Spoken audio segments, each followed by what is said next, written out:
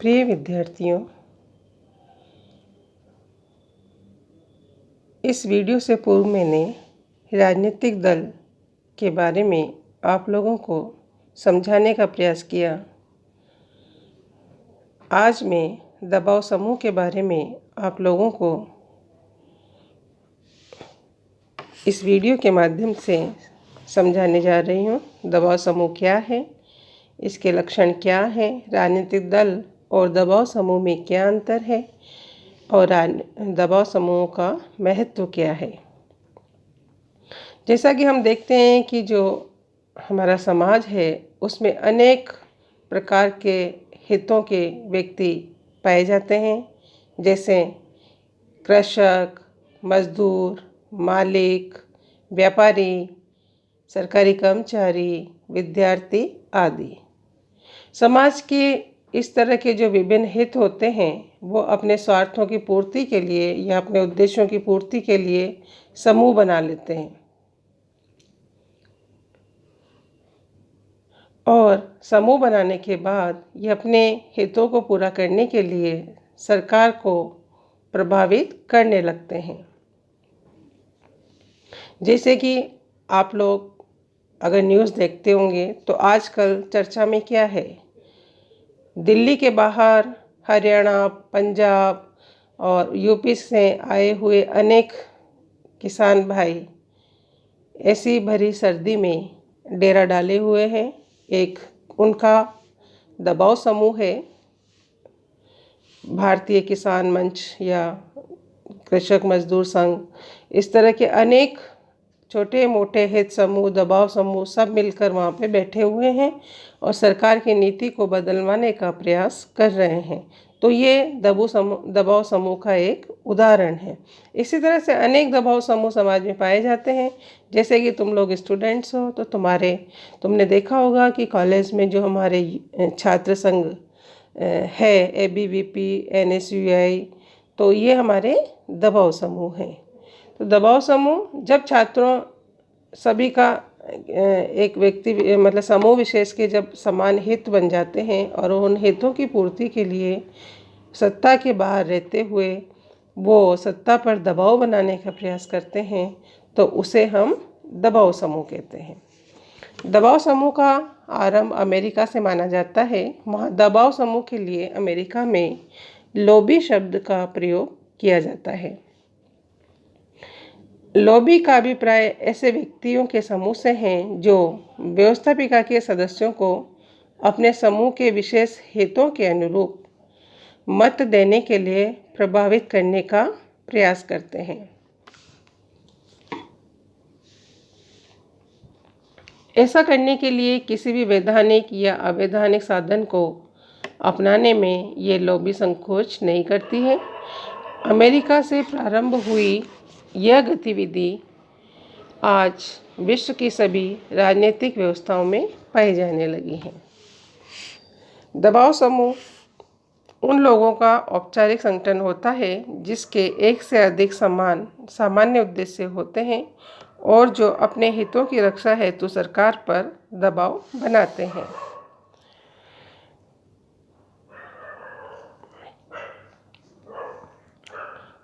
समाज में पाए जाने वाले विभिन्न हित समूह का उद्देश्य अपने सदस्यों का सामाजिक, आर्थिक या व्यावसायिक उत्थान करना होता है और जब ये हित संगठित स्वरूप ले लेते हैं तो इन्हें हम हित समूह कहने लगते हैं। और ये जब संगठित हित समूह अपने उद्देश्य की पूर्ति के लिए सरकार की सहायता चाहने लगते हैं, सरकार के निर्णय को अपने पक्ष में करना चाहते हैं या इस हेतु जब वे सरकार पर दबाव डालते हैं तो ये हित समूह दबाव समूह में बदल जाते हैं।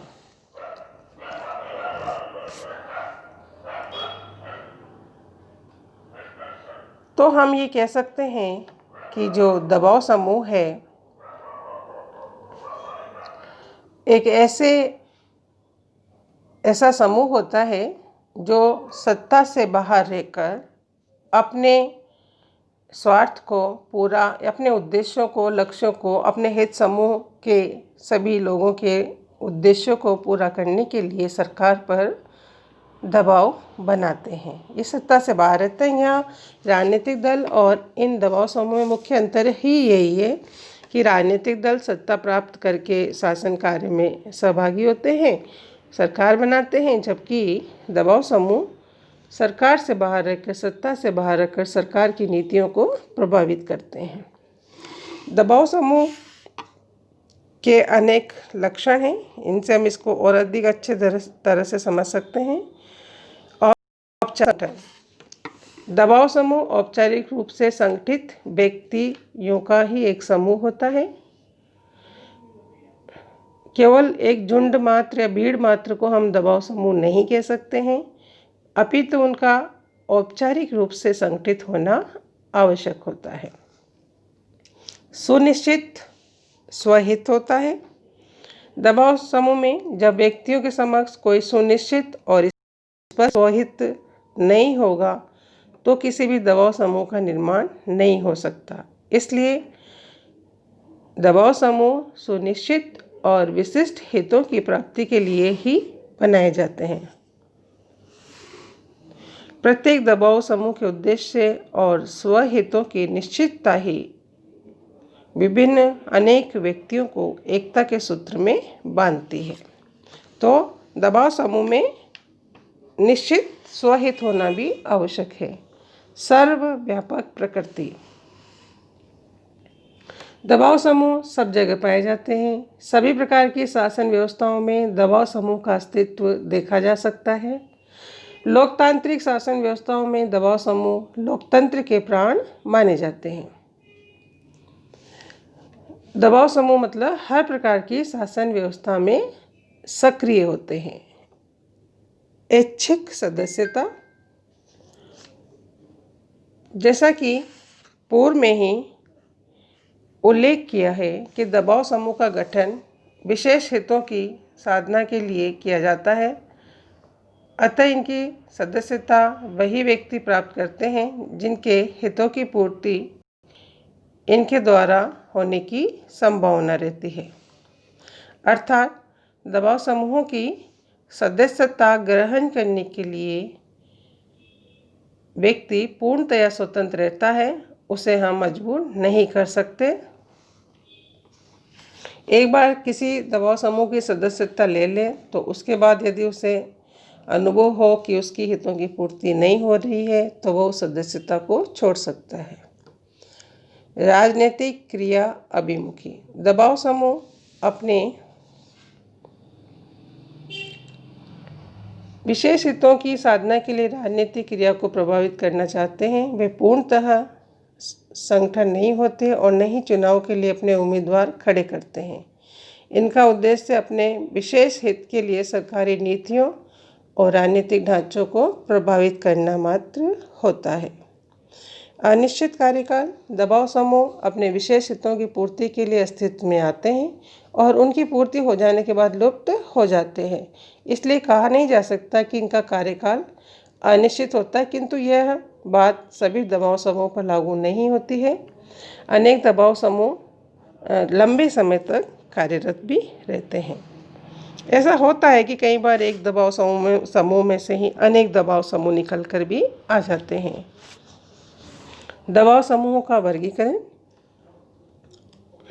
दबाव समूह कई प्रकार के होते हैं, उन्हें हम किसी एक आधार पर वर्गीकृत नहीं कर सकते। जैसे लक्ष्यों की दृष्टि से दबाव समूह को लोकार्थी तथा स्वार्थी दो भागों में बांटा जा सकता है। इसी तरह अस्तित्व की अवधि के आधार पर इन्हें स्थायी और अस्थायी रूप में देख सकते हैं। कार्य क्षेत्र के आधार पर ये बड़े और छोटे दबाव समूह होते हैं। कार्य की प्रकृति के आधार पर औपचारिक या अनौपचारिक हो सकते हैं। आर्थिक स्थिति के आधार पर संपन्न तथा विपन्न हो सकते हैं। प्रभावशीलता के आधार पर शक्तिशाली या निर्बल हो सकते हैं। इस तरह इन्हें कई रूपों में वर्गीकृत किया गया है। दबाव समूह को आर्थिक, व्यावसायिक, शैक्षणिक और वैचारिक आदि मुख्य आधारों पर भी वर्गीकृत किया जाता रहा है। ब्लॉडेन ने दबाव समूह को सांप्रदायिक और संसर्गात्मक वर्गों में विभाजित किया है। उसने उन दबाव समूहों को जिनकी स्थापना के मूल में व्यक्तियों के सामाजिक संबंध होते हैं सांप्रदायिक या सामाजिक समूह कहा है, तथा वे समूह जिनकी स्थापना के पीछे किसी विशिष्ट लक्ष्य की प्राप्ति होती है उन्हें संसर्गात्मक समूह कहा गया है। समुदायात्मक भी कहते हैं इसे। ब्लॉडेन ने सांप्रदायिक दबाव समूहों को पुनः दो प्रकार से प्रथागत और संस्थागत में विभाजित किया है और संसर्गात्मक समूह को भी संरक्षात्मक तथा उत्थानात्मक भागों में वर्गीकृत किया है। इसी प्रकार ऑमंड ने भी इसे 4 भागों में वर्गीकृत किया है, संस्थागत और असमुदायात्मक, चमत्कारिक और समुदायात्मक। दबाव समूह का महत्व या दबाव समूह के कार्य या हम उन कारणों को देख सकते हैं जिससे दबाव समूह महत्वपूर्ण हो गए हैं। लोकतांत्रिक भावना की अभिव्यक्ति के ये साधन होते हैं। दबाव समूह को हम लोकतंत्र की सफलता के लिए आवश्यक मानते हैं, क्योंकि एक लोकमत का निर्माण करते हैं ताकि विशिष्ट नीतियों का समर्थन और उनका विरोध किया जा सके। लोकमत को शिक्षित करके, आंकड़े एकत्रित करके ये विधि निर्माताओं के समक्ष आवश्यक सूचनाएं पहुंचाते हैं। दबाव समूह लोकतांत्रिक प्रक्रिया का एक महत्वपूर्ण अंग बन गए हैं। शासन के लिए सूचनाएं एकत्रित करने का कार्य करते हैं। सरकार की सफलता इस बात पर निर्भर करती है कि उसके पास पर्याप्त सूचनाएं हो और सरकार को सूचनाएं पहुंचाने के लिए एक गैर सरकारी स्रोत के रूप में दबाव समूह महत्वपूर्ण भूमिका अदा करते हैं। शासन को प्रभावित करने वाले संगठन के रूप में दबाव समूह। दबाव समूह का अस्तित्व वर्तमान में एक ऐसी संस्था के रूप में है जिसके पास इस दृष्टि से काफ़ी शक्ति होती है कि वह हित विशेष की रक्षा के लिए सरकारी मशीनरी पर पर्याप्त दबाव डाल सके। जैसा कि वर्तमान में किसान भाई अपने हितों की पूर्ति के लिए संघर्षरत हैं और एक दबाव बनाने का प्रयास कर रहे हैं। यह हमारा ज्वलंत उदाहरण है दबाव समूह का। सरकार की निरंकुशता को सीमित करना। प्रत्येक प्रकार की शासन व्यवस्था में केंद्रीकरण की प्रवृत्ति होती है और सारी शक्तियां सरकार के हाथों में केंद्रित होती जा रही है। दबाव समूह अपने साधनों द्वारा, जैसे मीडिया में प्रसारित करना, प्रचार प्रसार करना, जनता के पास अपनी बात लेके जाना, इन साधनों से वो सरकार की निरंकुशता को सीमित करते हैं। समाज और शासन में एक संतुलन बनाए रखते हैं। व्यक्तिगत और राष्ट्रीय हितों में संचार के साधन के रूप में काम करते हैं और विधानमंडल के पीछे विधानमंडल मतलब सरकार के बाहर रहकर अपने हितों की पूर्ति का कार्य करते हैं। इसलिए तो हम दबाव समूह को लोकतंत्रात्मक व्यवस्था के लिए बहुत आवश्यक मानते हैं। अब हमें देख रहे हैं कि दबाव समूह और राजनीतिक दल में अंतर क्या है। तो उद्देश्य संबंधी अंतर, ये सबसे बड़ा अंतर है दोनों के बीच में। उद्देश्य, दबाव समूह का उद्देश्य सीमित होता है और ये अपने विशिष्ट हितों की पूर्ति के लिए प्रयत्न करते हैं, जबकि राजनीतिक दलों का उद्देश्य विस्तृत होता है और वो संपूर्ण समाज के हित की साधना से संबंधित होता है। सदस्यता संबंधी अंतर, दबाव समूह और राजनीतिक दल में यह एक मौलिक अंतर है।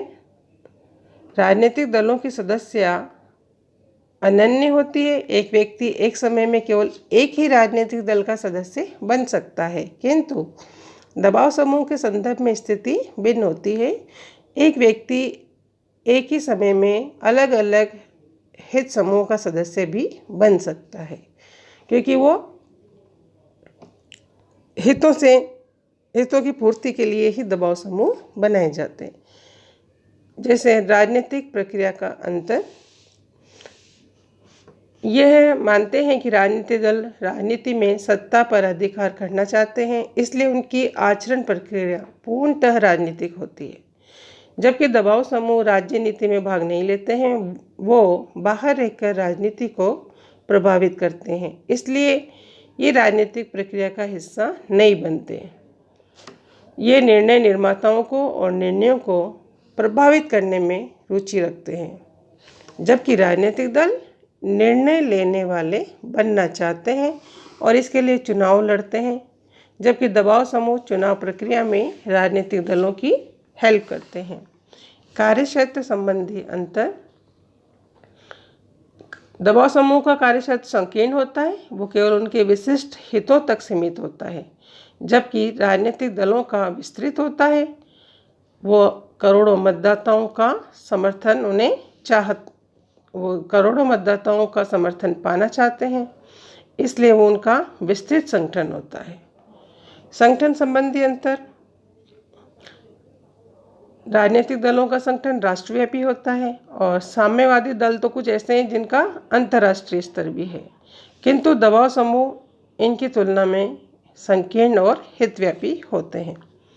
तो दबाव समूह राजनीतिक दलों के बीच जो हमने अंतर देखा, इसका अभिप्राय नहीं है कि दोनों में कोई संबंध ना है, अंतःक्रिया नहीं है।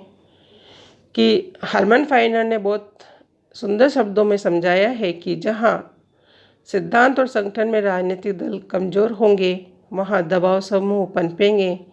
जहाँ दबाव समूह शक्तिशाली होंगे, वहाँ राजनीतिक दल कमज़ोर होंगे, और जहाँ राजनीतिक दल शक्तिशाली होंगे, वहाँ दबाव समूह दबा दिए जाएंगे। तो राजनीतिक दल और दबाव समूह दोनों में सहयोग, सहायता और परस्पर निर्भरता के संबंध पाए जाते हैं, और ये देखा भी गया है कि विभिन्न दबाव समूह अपने हितों की पूर्ति के लिए राजनीतिक दलों का समर्थन जुटाते रहे हैं, और विभिन्न राजनीतिक दल भी उन्हें समर्थन देकर अनेक प्रभाव क्षेत्र का विस्तार करते रहे हैं। तो राजनीतिक दल और दबाव समूह की लगभग पारस्परिक अंतःक्रिया पाई जाती है। इनमें संगठनात्मक अंतर हो सकता है, वरन दोनों पारस्परिक रूप से संबंधित हैं। तो आज हमने दबाव समूह को देखा, समझ में आप लोगों को आ गया होगा। धन्यवाद।